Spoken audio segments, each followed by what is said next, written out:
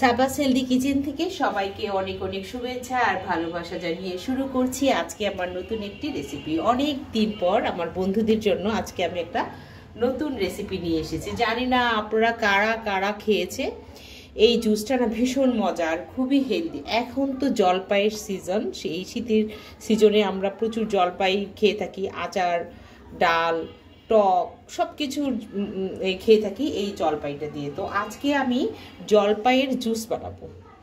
এই জলপাইয়ের জুসটা খেতে কিন্তু অসম্ভব মজা, মুখে রুচি আনার জন্য তো এটার মানে কোনো তুলনাই হয় না।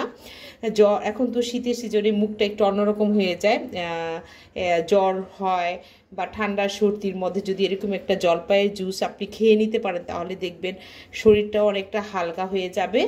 আর হার্টের জন্য তো খুবই ভালো, কারণ জলপাই আমরা জালি দিলে খুব বেশি পরিমাণ কিন্তু খাওয়া হয় না। তো এটা যদি আমরা জুস করে খাই তাহলে দেখা যাবে যে আমরা অনেকটাই খেয়ে নিচ্ছি।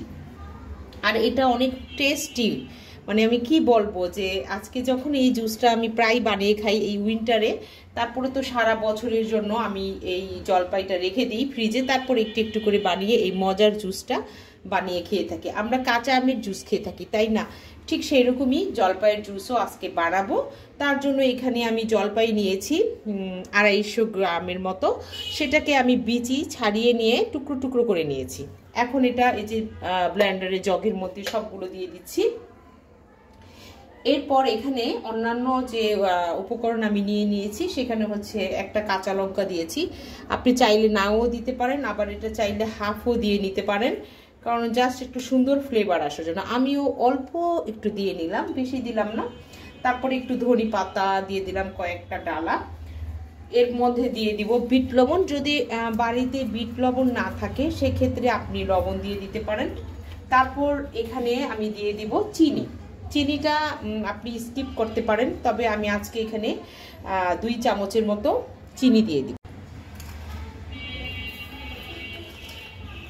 আবারও বলছি যে চিনিটা যাদের ডায়াবেটিস আছে তারা কিন্তু চিনিটাকে স্কিপ করতে পারেন, দরকার নেই, কোনো দরকার নেই। এটা এমনিতেই খুবই মজার জুস। তারপরেও আমি একটু চিনি দিয়ে দিলাম, যেহেতু বাসায় বাচ্চারা ছোটরা খাবে, তো ওরা একটু বেশি টক খেতে পছন্দ করে না সব বাচ্চারাই, তো সেই জন্য আমি একটু চিনি দিয়ে নিয়েছি। আর আপনারা চাইলে কিন্তু চিনি নাও দিতে পারেন।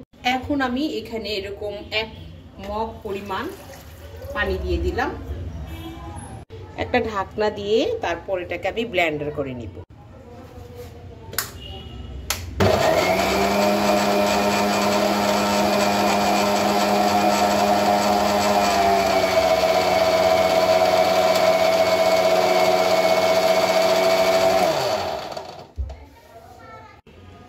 এখন জাস্ট আমি একটা গ্লাসে এই জুসটা ঢেলে নিচ্ছি।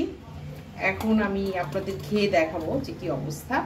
চাইলে এই জুসটা আপনি ছাঁকনি দিয়ে ছেঁকেও নিতে পারেন কিন্তু, হ্যাঁ। তো আমি এখানে ছাঁকার কোনো প্রয়োজন নেই, পুরোটাই একদম খুব। আর সবচেয়ে বড় কথা হচ্ছে এটা কিন্তু আপনার কাঁচা জলপাই দিয়ে বানালে বেশি টেস্টি হয়, খুবই টেস্টি হয়।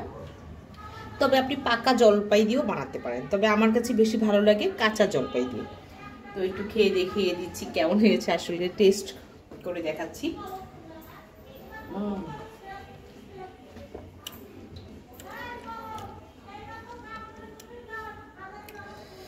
দারুণ হয়েছে, ভীষণই টেস্টি, ভীষণই টেস্টি। আপনারা কিন্তু খুব দেরি না করে অনেক অনেক জলপাই কিনে ফ্রোজেন করেন, সারা বছর যেন এই মজার জলপাই জুসটা নিজেও খাবেন, অন্যদেরকেও খাওয়াতে পারেন।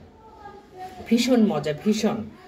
তো আমার এই আজকের এই জলপাইয়ের জুসটা আপনাদের কাছে কেমন লেগেছে সেটা জানিয়ে অবশ্যই অবশ্যই আমাকে কমেন্টস করবেন। আর অন্যদের সঙ্গে বেশি বেশি করে শেয়ার করবেন, ছড়িয়ে দিন এই আমার এই মজার জলপাইয়ের জুসের রেসিপিটা, ভীষণই মজা। তো বন্ধুরা, আজ আর কথা নয়, বিদায় নিতে তো হবেই আমাকে। তো সামনে আরও নতুন নতুন মজার রেসিপি নিয়ে ইনশাল্লাহ আমি হাজির হব।